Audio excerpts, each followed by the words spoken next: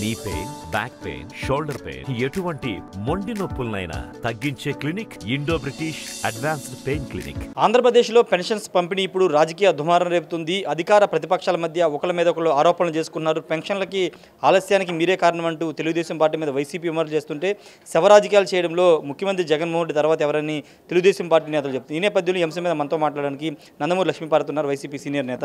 Madam, అంటే కావాలని ఉద్దేశపూర్వకంగా శవరాజకీయాలు చేస్తున్నారు. అంటే వడదెబ్బకు చనిపోయిన వాళ్ళని కూడా తీసుకొచ్చి ఇప్పుడు పెన్షన్ల కారణంగా చనిపోయారని చూపిస్తున్నారని తెలుగుదేశం పార్టీ నేతలు చెప్తున్నారు. అది కాదు, వాళ్ళకి ఏమాత్రం సిగ్గుంది. ఈయన జైలు పాలైతే జనాలంటే 120 మంది చనిపోయారంట. ఈ ముఖానికి జనాలు ఎవరైనా చచ్చిపోయే వాళ్ళు ఉన్నారు ఆంధ్రప్రదేశ్లో? అసలు అలాంటిది వాళ్ళు దొంగ శవాలను సృష్టించుకొని వాళ్ళు ఏయో కారణాలతో చనిపోతే వాటికి ఆ వంకతో ఆయన భార్య పోయి 3 లక్షలు చెక్కిస్తానని చెప్పి పోతా ఉంది. ఇంతకంటే దొంగదారులు ఇంకెవరికి తెలియదు. ఈరోజు వాస్తవంగా పాపం ఇన్నాళ్ళ నుంచి ఇంట్లోంచి బయటికి రాని వృద్ధులు బయటకు వస్తే ఒక్కసారి ఎండదెబ్బ తగలదండి. ఇది న్యాచురల్ ఎవరికైనా సరే. అందులో మంచంలోంచి లేవలేనటువంటి వృద్ధులు ఒక్కసారిగా భయంకరమైన ఎండలో వచ్చి నడుస్తూ ఉంటే ఆ బాధ ఏంటో వాళ్ళకి తెలుస్తుంది. దెబ్బ కొడుతుంది తప్పకుండా. బలహీనమైనటువంటి శరీరాలు, గుండె ఆగిపోవటం అదేనే సహజం.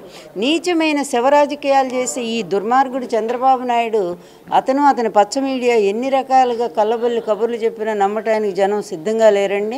మొన్న వాళ్లే, ఎందుకంటే ఎప్పుడు కూడా ప్రతి సంవత్సరం 3వ తారీఖే ఇస్తారు. అందరికీ తెలిసిందే. మార్చి 31 అనేది అది ఫైనాన్స్ డే అనుకుంటాను. ఆ రోజు అన్ని లెక్కలు చూసుకుంటారు, అందరికీ తెలుసు, పత్రికేయులకు కూడా. అదేవిధంగా 1వ తారీఖు ఇవ్వరు, 2వ తారీఖు రిలీజ్ అవుతుంది మనీ బ్యాంకుల నుంచి. ఈ మొన్న సెలవు కూడా వచ్చింది, సండే వచ్చింది కదా, అప్పుడు 3వ తారీఖు పంపిణీ చేస్తారు. అది లాస్ట్ కూడా ఉందిగా మా దగ్గర, అలాగే పంపిణీ చేశారు. దాన్ని కూడా అబద్ధంగా వీళ్ళు చేసిన దుర్మార్గం ప్రజలందరూ చీకొడుతూ ఉండేసరికి మళ్ళీ దాన్ని సమర్థించుకోవటం కోసం మొదటి నుంచి ఈ దరిద్రపు రాజకీయం అనుభవిస్తూనే ఉన్నాను నేను కూడా. ఎన్టీఆర్ చనిపోతే మళ్ళీ దాన్నంతా వీళ్ళు జనాలు చెప్పులేసి కొడితే లక్ష్మీపార్వతి వాళ్ళు చనిపోయాడని మళ్ళీ నా మీద మలిపారు ఆ రోజు. ఈ దుర్మార్గం ఇదే ఇప్పుడు కూడా అట్లాగే చేస్తూ ఉన్నారు. పాపాలు ఎన్నాళ్ళో ఉండవు రాజేష్, అవన్నీ పండే స్థితికి వచ్చింది. రేపు ఎలక్షన్ల తర్వాత ఈ మందంతా కూడా ఎక్కడ పోతుందో పోని, దరిద్రం జైల్లో పోతే ఇంకా మంచిది. అంటే వాలంటీర్స్ని ఎన్నికల కోసం ఉపయోగించుకోవాలనుకున్నారు, కానీ ఇప్పుడు కేంద్ర ఎన్నికల సంఘం వాలంటీర్స్ పక్కన పెట్టేసరికి ఇప్పుడు ఈ పెన్షన్ విషయంలోనే ఈ వైసీపీ అంతా చేస్తుంది అనేది ప్రధానంగా వాళ్ళు చేస్తున్నారు. ఇంత పిచ్చి, అసలు ఎంత ఇమ్మెచ్యూర్ చెప్పాలి అంటే, ఇంత పనికిమాలిన ఆలోచనలు వాళ్ళకి తప్ప ఎవరికి రావు. మామూలు వాళ్ళు కూడా అసలు అలా ఆలోచించరు.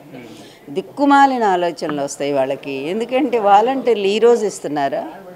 5 సంవత్సరాల నుంచి వాళ్ళు వెళ్ళి 1వ తారీఖు ఇళ్ళకి వెళ్ళి అమ్మ తాత అనుకుంటా, పాపం ఆ ఊర్లో వాళ్ళేగా, వాళ్ళ పిల్లలేగా ఎక్కువ మంది, అంత బంధువులే కదా, చుట్టూ స్నేహితులు బంధువులే కదా, వెళ్ళి లేపి వాళ్ళకి మరీ కూడా చేతిలో డబ్బులు పెట్టి ఆప్యాయంగా ఎప్పటి నుంచో వస్తున్నారు. వాలంటరీ వ్యవస్థ ఎప్పటి నుంచి ఉంది? జగన్మోహన్ రెడ్డి గారి పరిపాలనకు వచ్చిన దగ్గర నుంచి ఉంది. కనుక ఎవరిచ్చారు వాలంటరీ వ్యవస్థని? జగన్మోహన్ రెడ్డి గారు ఇచ్చారు. ఇది ప్రజలకు తెలుసు కదా. చంద్రబాబు టైంలో ఏమైనా ఇచ్చారా? ఇవ్వలేదు కదా. చంద్రబాబు టైంలో ఎండలో పడి రోజులు మేము చచ్చిపోయేవాళ్ళం, చాలామంది ముసలి వాళ్ళు చెప్తూనే ఉన్నారు, వింటున్నాం కదా. మరి జగన్మోహన్ రెడ్డి గారు ఏర్పాటు చేసిన వాలంటీర్ వ్యవస్థ, జగన్మోహన్ రెడ్డి గారు ఇస్తున్న పథకాలు ప్రజలకి మనసులో ఎక్కలేదా? ఈ ఒక్క నెలలోనే చెప్తే వాళ్ళకి బుర్రకు ఎక్కుతుందా? ఇంత తెలివి తక్కువ ఎవరు ఆలోచిస్తే? తెలివి తక్కువ కాదు, ప్రతిదీ మేమేం చెప్తే అదే వాస్తవం అనే అహంకారంతో ప్రవర్తిస్తూ ఉన్నారు. అదేవిధంగా ఈరోజు సెక్రటేరియట్కి వెళ్ళి తీసుకుంటున్నారు, ఇది సచివాలయాలకు వెళ్ళి అక్కడ తీసుకోమని చెప్పారు. ఆ సచివాలయ వ్యవస్థ ఎవరిది? జగన్మోహన్ రెడ్డి గారిదే కదా. ఆ సచివాలయ వ్యవస్థ సిబ్బందిని ఏర్పాటు చేసింది ఎవరు? జగన్మోహన్ రెడ్డి గారే కదా. ఈయన వచ్చాకే కదా 4 లక్షల ఉద్యోగాలు సచివాలయాల్లో కానీ ఈ వాలంటీర్లో కానీ ఇలా ఏర్పాటు చేసింది. మరి వాళ్ళు చెప్పరా ఇప్పుడు? అదే చెప్తున్నా, ఇదంతా ఏదో విధంగా మభ్యపెట్టడము, దాన్ని సమర్థించుకోవటం, మొత్తం రివర్స్ అయ్యేసరికి వాళ్ళు వేసుకున్న ప్లాను దరిద్రులండి.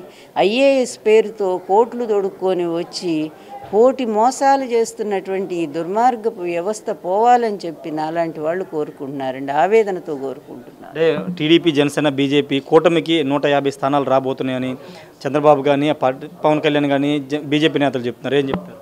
అవునవును, వాళ్ళేగా చెప్తుంది, ప్రజలు చెప్పలేదుగా. ఆ కూటమి వాళ్ళే చెప్పుకుంటున్నారు, వాళ్ళకి వాళ్ళే. ఇప్పుడు చంద్రబాబు చెప్పుకోవట్లే రోజుకు ఒక మాట.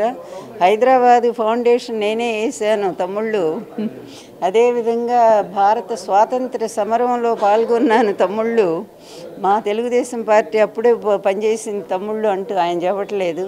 అలాంటిదే ఈ మాటలు కూడా. జనం నవ్వుకుంటున్నారు తప్ప ఏం చూసి ఎందుకు ఓటేస్తారు ప్రజలనే దానికి వాళ్ళు నిర్వచనం చెప్తే బాగుంటుంది. ఫైనల్గా ఒకటి చెప్పండి, ఇన్నేళ్ళు ముఖ్యమంత్రి బయటికి రాలేదు, ఇప్పుడు ఎన్నికల స్టంట్ కోసమే ప్రజల్లోకి వచ్చి ఆ ఫోటోలు దిగడం కానీ ఆ ప్రజల దగ్గరికి వెళ్ళడం కానీ చేస్తున్నారని ప్రధానంగా టీడీపీ నేతలు ఆరోపణలు. సరే, వాళ్ళ ఆరోపణలు ఎప్పుడు వాడున్నాడు పనికి మాలిన వెధవ, వాడికి ఏది రానటువంటి వాడు లోకేష్, వాడు ఎప్పుడు అంటాడుగా తాడేపల్లి పిల్లి అని చెప్పి మాట్లాడుతుంటాడు, వీడేదో పెద్ద పెద్ద పులి అయినట్టుగా. ఏదో ఉన్నారు, ఏదో అడ్డదారిలో వచ్చిన వాళ్ళందరూ ఇలాగే అడ్డపు మాటలు మాట్లాడుతూనే ఉంటారు. ఆ అబ్బాయి ప్రతి నెల ఏదో ఒక మీటింగ్ పెట్టుకొని జనంలోకి, ఇప్పుడు వ్యవస్థ అంతా గాడి తెప్పించి మీరు రాష్ట్రాన్ని లూటీ చేసి వెళ్ళిపోయారు. గతంలో 100 కోట్లు మాత్రమే ఉన్నాయి ఖజానాలు అని మీ అప్పుడు ఆర్థిక మీ మినిస్టరే కదా, మీ మినిస్టర్ ఎవడు వాడు యనమల రామకృష్ణుడు చెప్పాడు కదా. అలాంటప్పుడు మరి అట్లాంటి ఆర్థిక వ్యవస్థని గాడిలో పెట్టాలి, ఈ సంక్షేమ పథకాలన్నీ అమలు చేయాలి, మరొక వైపు డెవలప్మెంట్ చేసుకుంటూ పోవాలనుకున్నప్పుడు ఒక ముఖ్యమంత్రి దాని మీద కాన్సన్ట్రేట్ చేస్తాడా? రోజు వచ్చి జనాల్లో నా ముఖం బాగుందా, మీ ముఖాలు బాగున్నాయా అని చెప్పి అడుగుతూ ఉంటారా? అది వీళ్ళు వచ్చారా? పోనీ కరోనా టైంలో ఎప్పుడన్నా కనపడ్డారా? ఈ ఎలక్షన్ టైంలో తిరుగుతున్నారు కానీ తలో దారి పట్టుకొని.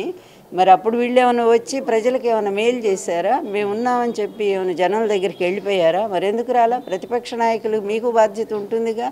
ఏమైనా లోపాలు ఉన్నా ఎప్పటికప్పుడు మీరు మీటింగులు పెట్టాలి. మీ గవర్నమెంట్లో జగన్మోహన్ రెడ్డి ఎన్ని ధర్నాలు చేశారు, ఎన్ని నిరాహార దీక్షలు చేశారు? ఆయన ఎప్పుడు జనంలోనే ఉన్నారు కదా. ఆయన ఎప్పుడన్నా రాష్ట్రాన్ని వదిలిపెట్టి వెళ్ళిపోయారా?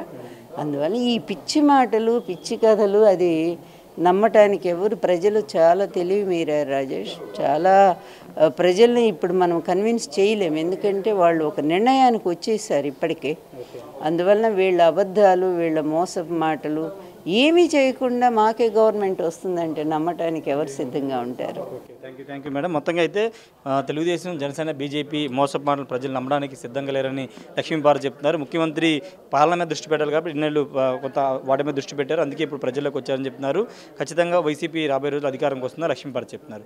కెమెరా పర్సన్ నానితో రాజేష్ RTV విజయవాడ నుండి. మరిన్ని వీడియోస్ కోసం ఛానల్ ని సబ్స్క్రైబ్ చేయండి, లేటెస్ట్ అప్డేట్స్ కోసం వాట్సాప్ ఛానల్ ని ఫాలో చేయండి అండ్ లింక్ డిస్క్రిప్షన్ లో ఉంది.